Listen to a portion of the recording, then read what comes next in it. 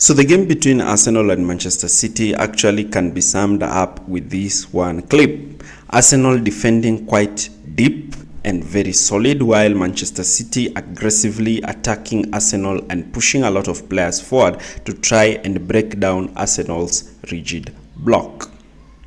So Pep Guardiola and Mikel Arteta faced each other again in the Premier League, and this game ended in a 0-0 draw. As we saw, Mikel Arteta came into the game with a more pragmatic approach, while Guardiola came with a more proactive approach, with Pep looking to try to break down Arsenal's solid defensive system, while Mikel trying to nullify Manchester City's attack.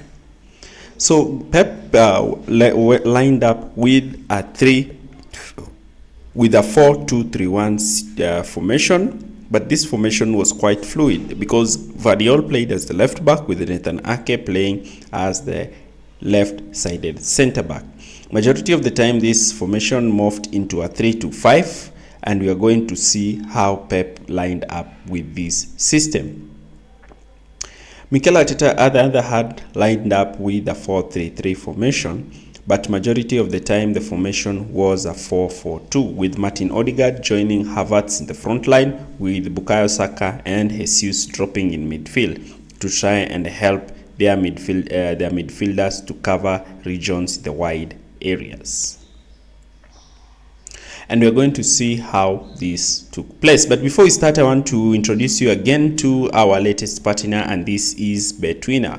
Betwinner gives us a lot of odds, great odds, where you can actually win huge, and they also give you accurate predictions on teams that are going to win and their probability as well as their history. It's quite an interesting site. Check the link in the description area below and join Betwinner.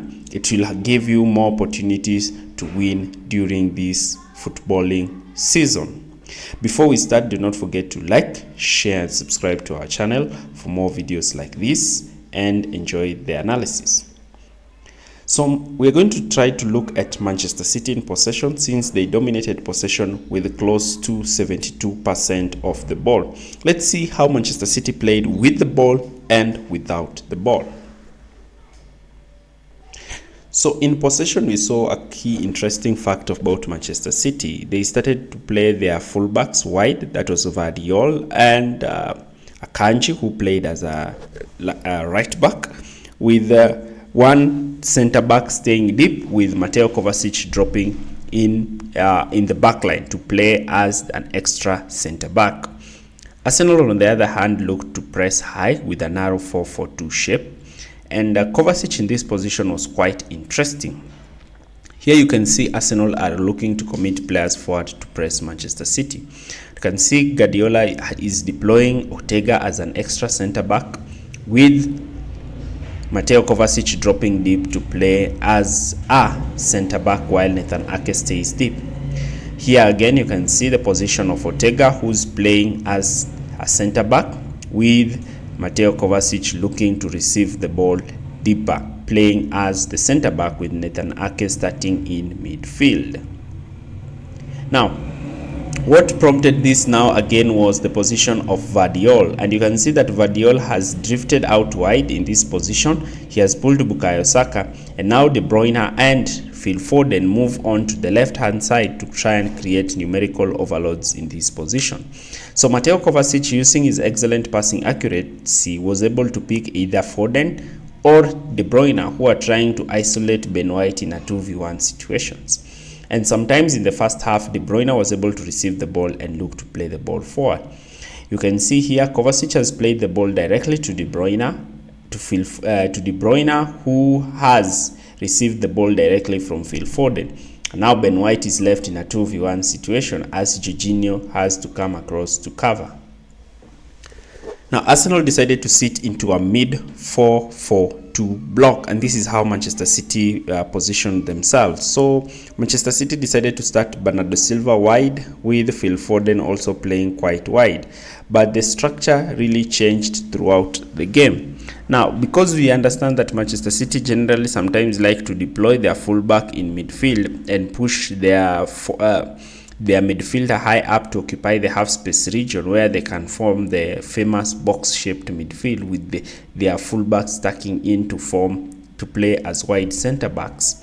We saw quite an interesting facet with Manchester City in this game, and this is Mateo Kovacic will be the one who will be dropping deeper, and this will see De Bruyne move to the right half space with Phil Foden tucking in, with Vardiol moving to play as a more overlapping left back. Now, this system is quite different from what Pep wanted, and because Arsenal understood the assignment of Manchester City, they tried to use their forwards to cover these spaces. So Foden will move into his more comfortable natural midfield position, with Vardiol moving to occupy the space high up the pitch, with Kovacic playing as the wide centre-back, looking to try to use his excellent passing accuracy to pick runners in midfield. So Akanji sometimes also started out quite wider, only allowing Rodri to play in midfield. Now down the right, things were much more interesting, because if Akanji started out wider because he's not quite comfortable receiving the ball deeper, he will draw in Gabriel Jesus and put Bernardo Silva in a 1v1 situation against Kivio. And this is where we saw Guardiola shining in the first half, because Bernardo Silva could get the best out of Kivio. Can clearly see how Bernardo Silva is able to receive the ball and look to wriggle past Gabriel Jesus and Kivio.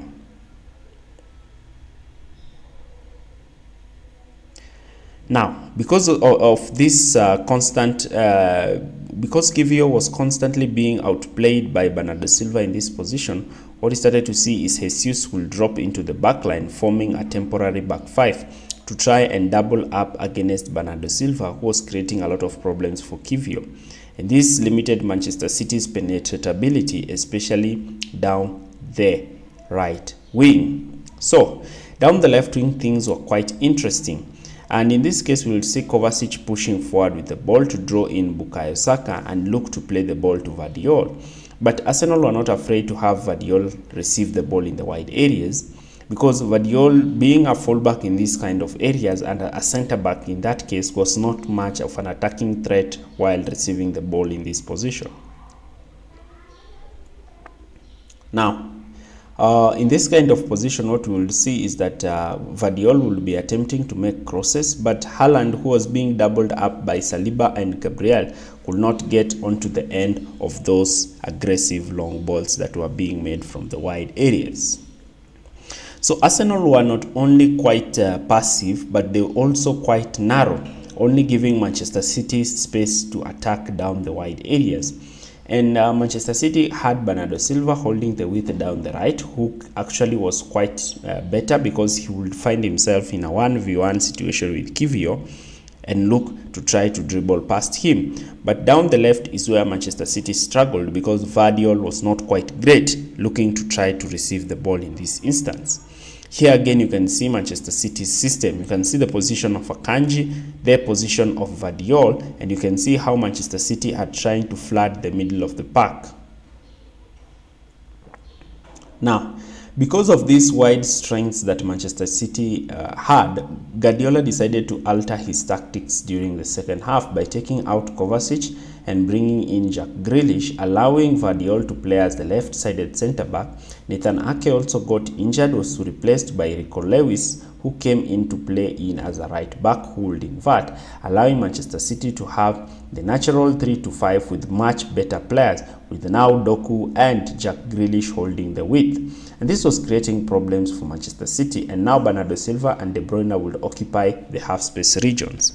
So the two wide players were quite devastating for Arsenal, because both of them were quite excellent dribbling. But Doku playing down the right was not quite great. If maybe Manchester City would have Bernardo Silva in that region and have Jack Grealish or Doku down the left, this would have made Manchester City unstoppable. Because now Manchester City were quite better when they were receiving the balls in these kinds of space, and even sometimes Arsenal will drop so deep, and this will take away Arsenal's attacking threat, since Manchester City will effectively have a lot of players ready to counter press and look to restart the attack once again. And this made Arsenal play so deep, especially in the second half, limiting Arsenal's chances. Now, what did Arsenal do in possession? So Arsenal did not have majority of the ball, and their main game strategy in this game was just to try and limit Manchester City's attacking threat and deny them any space in attack.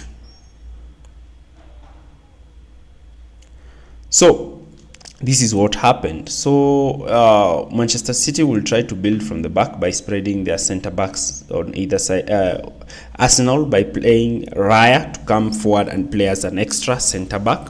But Arsenal were not looking to try to build from through the middle, but rather they were trying to go long. And because Arsenal's pivots were being marked by Manchester City's double pivots, what we started to see is Arsenal dropping their two forwards forward high up the pitch to try and nullify Manchester City's attacking strategy. And Arsenal in this case were employing a system where Saka would move in field with Ben White looking to push forward to make an overlap. And Raya would attempt to play the balls in the channels, especially for the runs of Ben White, who was making these runs in the channel areas. You can see here how Arsenal are trying to build through the side, and they are trying to create overloads against Manchester City down this wide area so that they can easily play over them. Here again, Saka has received the ball, and now Ben White is looking to try and make that overlapping run. And now Arsenal are looking more dangerous in these kinds of instances. Now, this was a threat for Manchester City down the first half, but Arsenal were not even better. But sometimes Odegaard will drop deep in this midfield to receive the ball and look to play passes and runners who are making runs beyond Arsenal's midfield lines. Now, this game was not quite interesting for the neutrals, but both managers will come out of this game with different views, with Pep Guardiola looking like Manchester City have just dropped two crucial points that will be enable them to play well in the title race, while Mikel Arteta will come out of this game quite satisfied. And this again continues to solidify how interesting the title race is, with the number 1 to the number 3 only separating themselves with 3 points. Thanks for watching this video, and see you again.